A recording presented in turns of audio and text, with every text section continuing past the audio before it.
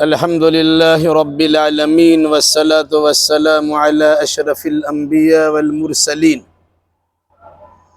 نبينا محمد وعلى آله وأصحابه أجمعين. أعوذ بالله من الشيطان الرجيم. بسم الله الرحمن الرحيم. وإنه لتنزيل رب العالمين نزل به الروح الأمين على قلبك لتكون من المنذرين على قلبك لتكون من المنذرين بلسان عربي مبين.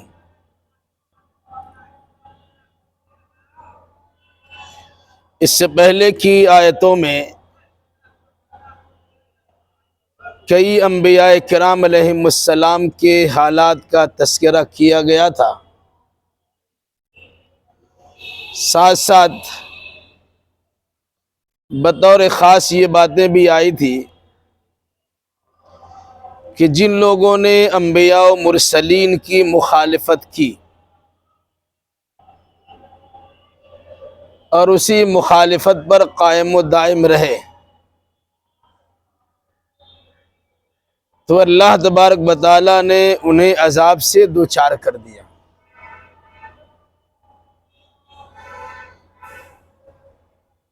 یہ باتیں اس لیے بتلائی گئی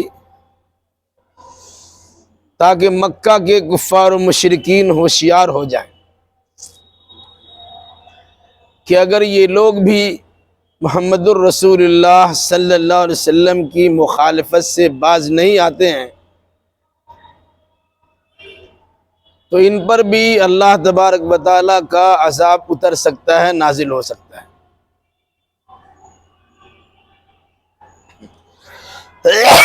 چنانچہ اس کے فوراً بعد ہی قرآن کے منزل من اللہ کی جانب سے اتارے جانے کا تذکرہ کیا. قرآن اللہ کی طرف سے اترا ہے، روح الامین جبریل علیہ السلام اسے لے کر اترے ہیں. الصادق الامین محمد الرسول اللہ صلی اللہ علیہ وسلم کے قلب اطہر پر، پاک دل پر اتارا گیا ہے. اس لیے اگر کوئی انسان اس قرآن کی مخالفت کرے گا اور اپنی مخالفت سے باز نہیں آئے گا تو ایسے انسان کو بھی اللہ کے عذاب سے دوچار ہونا پڑ سکتا ہے. فرمایا وَإِنَّهُ لَتَنزِيلُ رَبِّ الْعَالَمِينَ، اور یقیناً یہ رب العالمین کی طرف سے نازل شدہ کتاب ہے. یہ سے مراد قرآن مجید. اس سے پہلے بھی بہت ساری کتابیں اتر چکی تھی، بطور خاص 3 کتابیں مشہور تھی، تورات و زبور اور انجیل. پھر اللہ تبارک و تعالیٰ نے ان تمام کتابوں کے مضامین کی محافظت کرتے ہوئے قرآن مجید کو محمد الرسول اللہ صلی اللہ علیہ وسلم پر نازل کر دیا.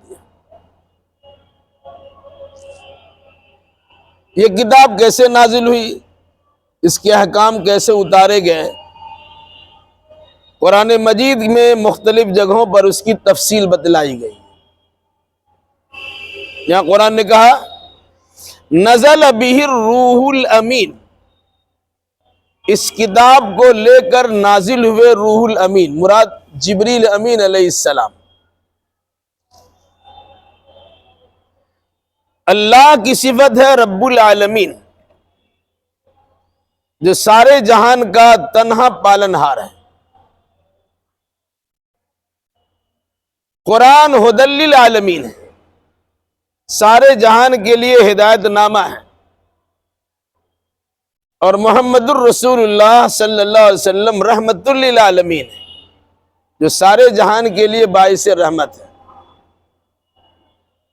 تو اللہ نے فرمایا نزل بہ الروح الامین، اس قرآن کو لے کے روح الامین نازل ہوئے تھے۔ اللہ کے پاس سے قرآن کو جبریل امین نے لیا اور ہو بہو بعینہ، بالکل بلا کم و کاش، کمی بیشی کیے بغیر اس کتاب کو جبریل امین نے وقتاً فوقتاً اللہ کے نبی صلی اللہ علیہ وسلم کو پہنچاتے رہے، یہاں تک کہ 23 سالوں میں قرآن مکمل ہو گیا۔ علی قلبک لتکون من المنذرین، جبریل کی صفت الامین بتائی گئی۔ مقصد کیا ہے؟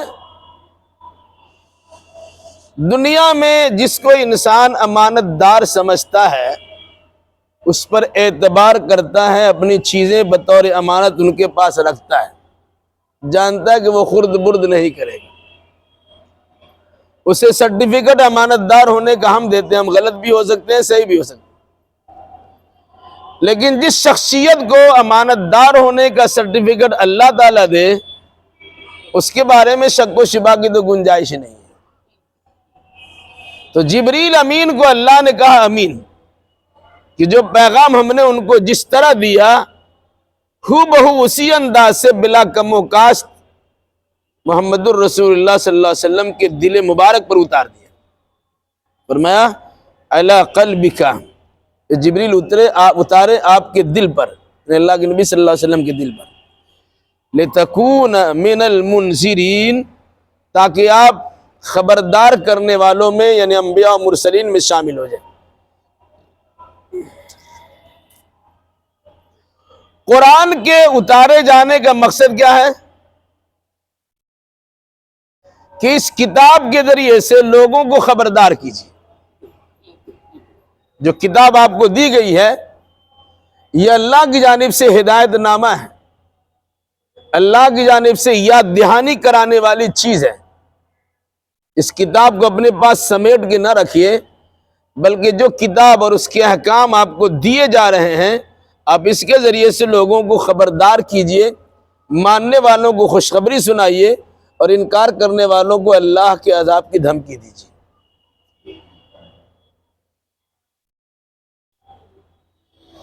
آج بدقسمتی ہے، ہر مسلمان کے گھر میں قرآن موجود ہے،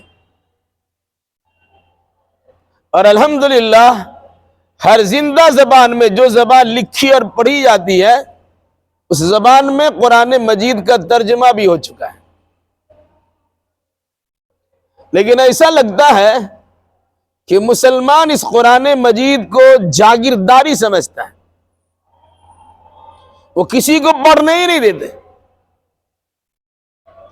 جس طرح برادران وطن کیا ہے کہ ان کی جو مذہبی کتابیں ہیں وہ برہمن ہی پڑھ سکتے ہیں، دوسرے لوگ اس کو چھو تک نہیں سکتے، شودر وغیرہ کو چھونے کی یاد نہیں ہے۔ یہی طریقہ حال ہمارا بھی ہو گیا، ہم بھی قرآن مجید سے متعلق سمجھتے ہیں کہ صرف عالم ہی پڑھ سکتے ہیں، عوام کو پڑھنے کی ضرورت ہی نہیں۔ بھائی جب قرآن کا ترجمہ عوامی زبان میں ہوا ہے تو عوام کو سمجھنے کے لیے ہوا ہے، اس لیے ہماری بھی ذمہ داری بنتی ہے اس قرآن کے ذریعے سے برادران وطن کو خبردار کریں کہ اللہ کا پیغام یہ ہے، اسے پڑھو، سمجھو اور اس کے مطابق عمل کر کے اپنی تقدیر کو سنوار لو۔ بلسان عربی مبین، یہ قرآن واضح عربی زبان میں ہے۔ دنیا میں جتنی زبانیں لکھی پڑھی بولی جاتی ہیں، ان تمام زبانوں میں سب سے کامل و مکمل زبان اگر کوئی ہے تو عربی ہے۔ یہی عربی قرآن مجید کی بھی زبان ہے۔ چھوٹے سے جملے میں بہت بڑی بڑی باتیں کہی جاتی ہیں، تو ایسی عربی نہیں جسے لوگ نہ سمجھ سکے، بلکہ واضح عربی، اگر سمجھنا چاہے تو آدمی سمجھ سکتا ہے۔ اس لیے فرمایا بلسان عربی مبین، واضح عربی زبان میں اس قرآن مجید کو اتارا گیا ہے، کیونکہ جہاں اترا ہے یہ قرآن وہاں کے لوگ عربی بولنے والے تھے۔ مطلب کیا ہوا؟ سامعین کی زبان میں قرآن کو اتارا گیا، نازل کیا گیا۔ جن کو سنایا جا رہا ہے وہ انسان اس قرآن کو پڑھے، اس قرآن کو سنے اور سمجھ جائے۔ اس کا یہ مطلب نہیں ہے کہ جس کی زبان عربی ہے وہ قرآن نہ پڑھے، چونکہ اس قرآن کو اللہ تعالیٰ نے دنیا کی ہدایت کے لیے بھیجا ہے، تو دنیا میں مختلف قسم کی زبانیں پڑھی جاتی ہیں، بولی جاتی ہے، سمجھی جاتی ہے، لکھی جاتی ہے۔ ان علاقے کے لوگوں کی ذمہ داری ہوگی کہ وہ عربی زبان میں قرآن مجید کو اگر سمجھ نہیں سکتے ہیں تو اپنی زبان میں ترجمہ کر کے اور کرا کے اسے سمجھنے کی کوشش کریں۔ اور اسی لیے اللہ تبارک و تعالیٰ نے ہر لکھی پڑھی اور بولی جانے والی زبان میں قرآن مجید کا ترجمہ کروا دیا۔ وَإِنَّهُ لَفِي زُبُرِ الْأَوَّلِينَ، اس قرآن کا تذکرہ پہلے کی کتابیں میں موجود ہے، تورات میں، زبور میں، انجیل میں اس قرآن کا تذکرہ موجود ہے کہ ایک وقت میں قرآن مجید کا نزول ہوگا، یعنی پیشین گوئی کے طور پر گزشتہ کتابوں میں اس کتاب یعنی قرآن مقدس سے متعلق تفصیل نہیں تو اختصار کے ساتھ اس کے مفہوم کو بھی لکھا گیا ہے، اس کی آیات اور اس کے احکام کو بھی نقل کیا گیا ہے۔ اولم یکن لہم آیۃ ان یعلمہ علماء بنی اسرائیل، کیا ان کے لیے بطور آیت و نشانی کی یہ بات کافی نہیں ہے کہ اس کتاب کو بنی اسرائیل کے علماء بھی جانتے ہیں؟ مراد اہل عرب امی تھے، ان پڑھ تھے، کوئی انسان اس میں پڑھا ہوا تھا۔ البتہ یہودی حضرات زیادہ پڑھے لکھے تھے، اور آج بھی یہودی زیادہ پڑھے لکھے ہیں۔ تو فرمایا اس قرآن کے، اس کتاب کے ایک علامت و نشانی ہونے کے لیے یہ بات کافی ہے کہ اس کتاب کے بارے میں بنی اسرائیل کے علماء کو معلوم ہے، چونکہ تورات و انجیل و زبور تمام میں اس کتاب سے متعلق پیشین گوئی ہے اور محمد الرسول اللہ صلی اللہ علیہ وسلم کی رسالت کا تذکرہ موجود ہے۔ جب ان کے سامنے یہ کتاب پہنچائی گئی تو جان لیے کہ بالکل حق ہے، لیکن آپس کی زدہ زدی کے نتیجے میں انہوں نے قرآن کے ماننے سے انکار کر دیا۔ وہ صرف اس وجہ سے جو برادری عصبیت ہوتی ہے اس کی وجہ سے قرآن کو نہیں مانا۔ ان کا کہنا تھا کہ جب ساری کتابیں ہمارے اندر اتاری گئی بنی اسرائیل میں، یہ قرآن بنی اسماعیل میں کیوں چلا گیا؟ اس کو بنی اسرائیلی میں رہنا چاہیے۔ تو حسد کی بنیاد پر، ضد اور ہٹ دھرمی کی بنیاد پر اس قرآن کے ماننے سے ان لوگوں نے انکار کر دیا، جبکہ وہ جان رہے تھے قرآن صحیح ہے۔ بلکہ قرآن نے کہا اللہ کے نبی صلی اللہ علیہ وسلم کو نبی و رسول کی حیثیت سے یہ بنی اسرائیل اسی طرح جانتے ہیں اور پہچانتے ہیں جس طرح کوئی انسان اپنے بیٹے کو پہچانتا ہے۔ لاکھوں کروڑوں کا مجمع ہو، کوئی باپ نہیں کہتا یہ میرا بیٹا نہیں ہے، پہچان لیتا ہے۔ کہ اسی طریقے سے قرآن اور صاحب قرآن کو یہودی اور ان کے علماء بطور خاص جانتے ہیں کہ محمد صلی اللہ علیہ وسلم اللہ کے آخری نبی ہے، لیکن ہر درمی کی بنیاد پر ان پر ایمان لانے کے لیے تیار نہیں ہے۔ آج بھی بہت سارے لوگ ہیں، ان کے سامنے حق بات پہنچائی جاتی ہے، ان کے مسلک کے خلاف ہو، ان کے خاندان کے رسم و رواج کے خلاف ہو، ان کے نظریات کے خلاف ہو، صحیح جاننے کے باوجود بھی لوگوں کے سامنے اس کا اظہار کرنے کے لیے تیار نہیں ہوتے۔ وَلَوْ نَزَّلْنَاهُ عَلَى بَعْضِ الْأَعْجَمِيِّينَ، اگر ہم اس قرآن کو بعض عجمی پہ اتار دیں، عجمی عرب کے مقابلے میں عجم ہے، عرب بولنے والا، عجم گونگا۔ اہل عرب کو اپنی زبان پہ اتنا زیادہ ناز تھا، وہ اپنے علاوہ سب کو گونگا سمجھتے تھے، اس کو بولنا آتا نہیں ہے۔ تو کہا اگر ہم اس قرآن کو اجمی میں اتار دیں، عرب کے علاوہ کسی اور کے پاس اتار دیں، فَقَرَأُهُ عَلَيْهِمْ مَا كَانُوا بِهِ مُؤْمِنِينَ، پھر وہ ان کو پڑھ پڑھ کے سنا دے، یہ اس پر ایمان لانے والے نہیں تھے، یہ کہہ دیتے بھئی تمہاری زبان الگ ہے، ہم تمہاری زبان سمجھتے نہیں ہیں، تو ہم مانے کیسے؟ تو چونکہ اہل عرب کی اصلاح کے لیے بطور خاص بنی اسماعیل میں محمد الرسول اللہ صلی اللہ علیہ وسلم کو بھیجا گیا، اور اس وقت اہل عرب کی زبان عربی تھی، اس لحاظ سے قرآن کو واضح عربی زبان میں اتارا گیا۔ اگر غیر عربی میں سے اتارا جاتا تو اہل عرب یہ کہہ سکتے تھے کہ ہماری زبان ہی نہیں، تم کیا سمجھے اور کیا پڑھے۔ كَذَلِكَ سَلَكْنَاهُ فِي قُلُوبِ الْمُجْرِمِينَ، ایسے ہی انکار کو ہم نے مجرموں کے دلوں میں ڈال دیا۔ مطلب یہ ہے قانون فطرت کے مطابق انسان کو اختیار دیا گیا ماننے کا اور نہ ماننے کا۔ اب انسان اگر انکار کرنے کی صفت کو اپناتا ہے تو اللہ اسی کو اس کے لیے خاص کر دیتا ہے، کوئی اقرار کرنے کے لیے تیار ہوتا ہے تو اللہ اسی کے لیے آسانی پیدا کر دیتا ہے۔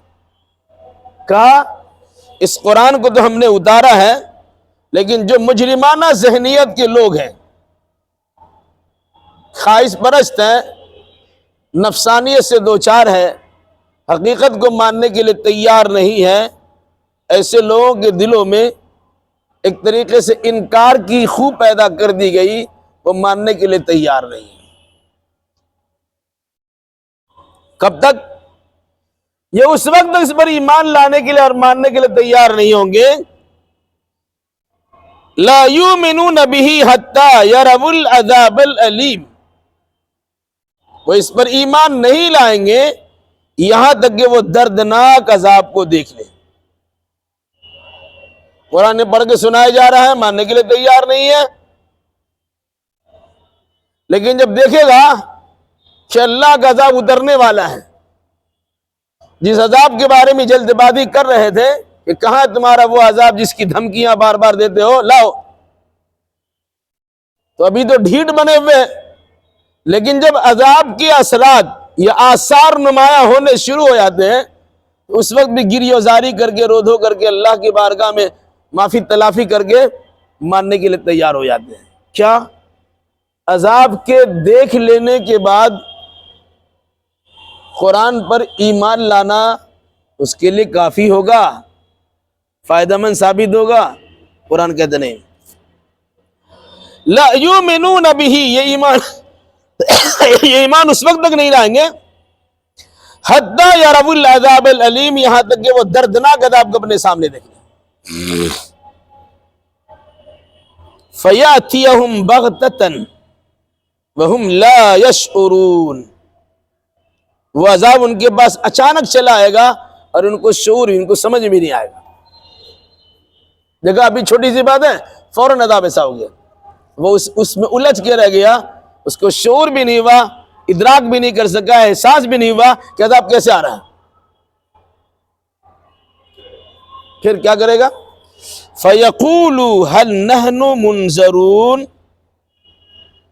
پھر وہ کہنا شروع کریں گے کیا ہمیں مہلت مل سکتی ہے، ایک چانس دیا جا سکتا ہے؟ ہم نے اپنی آنکھوں سے تو عذاب دیکھ لیا ہے، اب نہیں مانیں گے تو تباہ ہو جائیں گے، کیا چانس ملے گا، موقع ملے گا، مہلت ملے گی، کچھ دن کے لیے اور موقع دیا جا سکتا ہے؟ قرآن کہتا ہے أَفَبِعَذَابِنَا يَسْتَعْجِلُونَ، تو کیا یہ لوگ ہماری عذاب سے متعلق جلد بازی مچا رہے ہیں؟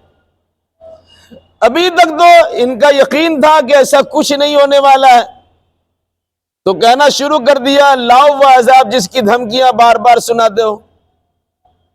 اور جب اللہ تبارک و تعالیٰ نے اس عذاب کے آثار کو نمایاں کر دیا، اب تڑپنے لگے، بےتاب ہو گئے، پریشان ہو گئے، مہلت طلب کرنے لگے، معذرت کرنے لگے، معافی مانگنے لگے۔ جب اللہ کا عذاب آ جاتا ہے تب معافی سے کام نہیں چلتا ہے۔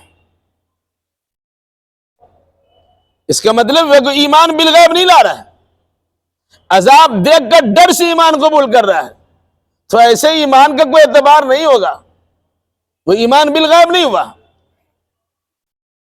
قرآن نے کہا افبعذابنا یستعجلون، کہ یہ لوگ ہماری عذاب سے متعلق جلد بازی مچا رہے تھے نا، اب عذاب آ گیا تو ان کی حالت دیکھ لو، ابھی تو شیخی بگاڑ رہے تھے، لنترانیاں بگاڑ رہے تھے، ایسا کر دیں گے ویسا کر دیں گے، کچھ ہونے والا نہیں ہے اگر تمہارے پاس طاقت تو عذاب دکھا دو۔ جب عذاب دیکھ لیا اس کا سارا تکبر خاک میں مل گیا، اور فوراً وہ سرنڈر ہونے کے لیے تیار ہو گئے، اور بار بار مطالبہ کرنے لگے کہ ہمیں مہلت دی جائے، ایک مرتبہ چانس دیا جائے۔ قرآن کہتا ہے افرأیت ان متعناہم سنین، ذرا سوچئے اگر ہم ان کو چند سالوں کے لیے فائدہ اٹھانے کی زندگی دے دیں، چند سال اور بھی چھوڑ دیں، عذاب کو ٹال دیں، پھر کیا ہوگا؟ ثم جاءہم ما كانوا یوعدون، پھر ان کے پاس وہی عذاب آ جائے جن کا ان سے بار بار وعدہ کیا جا رہا تھا۔ ما اغنی عنہم ما كانوا یمتعون، تو جن کو زندگی گزارنے کے لیے کچھ فائدے کا سامان دیا گیا تو مہلت دی گئی تھی، یہ چیز انہیں ذرہ برابر بھی اللہ کے عذاب سے بچا نہیں سکتی۔ مطلب کیا ہوا؟ ابھی عذاب کو دیکھ کر ڈر کے مارے ایمان لانے کے لیے تیار ہو رہے ہیں، معافی تلافی کر کے اپنے آپ کو صحیح بنانے کا وعدہ کر رہے ہیں، لیکن جب اس کو مہلت مل جائے گی تو وہی رفتار بے ڈھنگی جو پہلے تھی سو اب بھی ہے، اسی پر گامزن رہیں گے، وہ ایمان لائیں گے نہیں۔ اور اگر ان کو یہ موقع دے دیا گیا، 2-4 سال کی مہلت مل بھی گئی، ایمان لانے کے لیے تیار نہیں ہوئے، پھر اللہ تبارک و تعالیٰ کا عذاب آ جائے گا، تو جب اللہ کا عذاب آئے گا تو یہ جو اتنے دن 4 سال یا چند مہینے یا چند سالوں کے ان کو مہلت دی گئی تھی، کہ ان کے مہلت سے ان کو کچھ فائدہ ہوگا؟ قرآن کا نہیں، مہلت سے کوئی فائدہ نہیں ہوگا، کیونکہ سدھرنے کے لیے تو تیار ہی نہیں ہے، وہ صرف بچنے بچانے کے لیے عذاب دیکھ کر اپنے آپ کو سرنڈر کرنے کے لیے تیار ہوئے تھے، یہ دل سے تیار نہیں، کیونکہ اللہ تعالیٰ کو سب کچھ معلوم ہے۔ ثم جاءہم ما كانوا یوعدون، پھر وہ چیز ان کے پاس آ گئی جن کو ان سے وعدہ کیا جا رہا تھا، ما اغنی عنہم ما كانوا یمتعون، جو ان کو فائدہ اٹھانے کے لیے موقع دیا گیا تھا، ساز و سامان فراہم کیے گئے تھے، زندگی دی گئی تھی، تو ان کا زندہ رہنا، ساز و سامان سے فائدہ اٹھانا اللہ کے عذاب سے انہیں کچھ بچانے والا نہیں ہے، کیونکہ رفتار وہی ہے تو عذاب بھی اسی انداز سے آئے گا۔ وما اہلکنا من قریۃ الا لها منذرون، اور ہم نے کسی بھی بستی کو ہلاک نہیں کیا مگر وہاں ڈرانے والے بھیجے۔ ایسا نہیں کہ اللہ تعالیٰ نے کسی بستی کو تباہ و برباد کر دیا، نہیں، وہاں خبردار کرنے والے نبی اور رسول کو بھیجا ہے، لوگوں نے ان کی مخالفت کی ہے تب اللہ کا عذاب نازل ہوا ہے۔ لوگ مخالفت نہیں کرتے ہیں تو اللہ کا عذاب اترتا نہیں ہے، جب حجت تمام ہو جاتی ہے تب اللہ کا عذاب نازل ہوتا ہے۔ اسی کو فرمایا وما اہلکنا من قریۃ الا لها منذرون، ہم نے کسی بستی کو ہلاک نہیں کیا مگر اس بستی میں ڈرانے والے لوگ بھیجے گئے، ذکرہ یاد دہانی کرانے کے لیے۔ وما کننا ظالمین، ہم کسی پر ظلم کرنے والے نہیں۔ مطلب کیا ہوا؟ جو سبق لوگ بھول چکے ہیں، انبیاء و مرسلین ان کو وہ سبق یاد دلاتے ہیں۔ کیسے؟ عالم ارواح میں، یوم الست میں، جتنے انسان دنیا میں پیدا ہونے والے ہیں ان تمام کو آدم علیہ السلام کی نسل میں جو لوگ آنے والے ہیں، ایک میدان میں اللہ نے اسے جمع کیا، چونٹی کی شکل میں، چھوٹی چھوٹی مخلوق کی شکل میں، سارے انسان جو قیامت تک پیدا ہوں گے وہاں جمع کر دیا، اور اللہ نے اسے کہا الست بربکم، کیا میں تمہارا رب نہیں ہوں؟ تو سب نے کہا، آپ نے بھی کہا، ہم نے بھی کہا، قیامت تک کے لوگ پیدا ہونے والے سارے نے کہا کیوں؟ کیوں نہیں؟ بلا شہیدنا، ہم گواہی دیتے ہیں کہ تو ہمارا رب ہے۔ لیکن دنیا میں آنے کے بعد انسان بھول گیا، اس اپنے وعدے کو بھول گیا، فراموش کر دیا۔ اسی چیز کو انبیاء مرسلین یاد دلاتے ہیں۔ الم احد الیکم یا بنی آدم اللہ تعبدوا الشیطان انہ لکم عدو مبین۔ سورہ یاسین میں اللہ نے فرمایا اے بنی آدم، آدم کی اولاد، کیا ہم نے تم سے عہد و پیمان نہیں لیا تھا تم اللہ کے سوا کسی کی عبادت نہیں کرو گے؟ اور شیطان تمہارا کھلا دشمن ہے، اس کھلے دشمن کی پہچان رکھو گے اور اس کے نقش قدم پر چلنے سے دور رہو گے، کیا وعدہ نہیں کیا تھا؟ لیکن تم دنیا میں آنے کے بعد شیطان کے نقش قدم پر چلنے لگے۔ اسی شیطانی راستہ سے روکنے کے لیے اللہ تبارک و تعالیٰ انبیاء و مرسلین کو بھیجتے ہیں، اور وہ انبیاء و مرسلین اس کو یاد دلاتے بھائی تم تو اللہ تعالیٰ سے وعدہ کر لیے تھے کہ اللہ کے سوا کسی کی عبادت نہیں کرو گے، شیطان کے پیروکار نہیں بنو گے، اللہ کے احکام پہ جان نثار رہو گے، یہ تو وعدہ کر چکے تھے۔ اسی وعدہ کو یاد دلایا، اس لیے فرمایا ذکرا۔ تو ہر نبی اپنے اپنے زمانے میں یاد دہانی کرنے والے ہوتے ہیں، لوگوں کو بتاتے ہیں کہ اللہ تعالیٰ سے جو تم نے وعدہ کیا تھا، جسے یہاں تم نے بھلا دیا ہے، اس وعدہ کو یاد کرو اور اس کے مطابق عمل کرنے کے لیے تیار ہو جاؤ۔ فرمایا وَمَا كُنَّا ظَالِمِينَ، ہم کسی پر ظلم کرنے والے نہیں ہیں۔ جو سبق بھول چکا تھا، اس بھولے ہوئے سبق کو یاد دلانے کے لیے ہم نے انبیاء و مرسلین کو بھیج دیا تاکہ انسان سے جو بھول ہو رہی تھی وہ ختم ہو جائے۔ لیکن اس بھول کو بتانے کے بعد، اسے یاد دلانے کے بعد، اب اگر کوئی انسان منمانی کرتا ہے تو اللہ تبارک و تعالیٰ اس پر عذاب نازل کرتا ہے۔ تو کوئی انسان یہ نہ سوچے کہ اللہ نے خواہ مخواہ عذاب دیا ہے، بلکہ جس نے جھٹلا دیا تھا، جس نے بھلا دیا تھا، یاد دلانے کے باوجود اس پر عمل کرنے کے لیے تیار نہیں ہے، تو اللہ تبارک و تعالیٰ تب ان پر عذاب نازل کرتا ہے۔ آج ہمارے پاس بطور یاد دہانی قرآن موجود ہے۔ ہر مسلمان کی ذمہ داری ہے قرآن مجید پر ایمان لانا، اس کے معنی مطلب کو سمجھنا، اس پر عمل کرنا، اس کی دعوت کو عام کرنا۔ لیکن آج مسلمانوں کا حال یہ ہے کہ دنیا بھر کی ساری کتابیں پڑھتے ہیں لیکن قرآن مجید پڑھنے کی توفیق نہیں ملتی۔ کسی کو توفیق ملتی ہے تو سمجھنے کی توفیق نہیں ملتی، کسی کو سمجھنے کی توفیق ملتی ہے تو عمل کرنے کی توفیق نہیں ملتی، اور کسی کو عمل کرنے کی توفیق ملتی ہے تو اس کی دعوت کو دوسروں تک پہنچانے کی توفیق نہیں ملتی۔ اللہ ہے کہ اللہ تعالیٰ جس پر رحم و کرم کرتا ہے انہیں دین کی صحیح سمجھ بوجھ عطا کر دیتا ہے۔ اللہ ہمیں اور آپ کو اور جملہ مسلمانوں کو کتاب و سنت کی روشنی میں زندگی گزارنے کی توفیق مرحمت فرمائے۔ اقول قولی ھذا واستغفر اللہ لی ولکم ولسائر المسلمین وآخر دعوانا الحمد للہ رب العالمین۔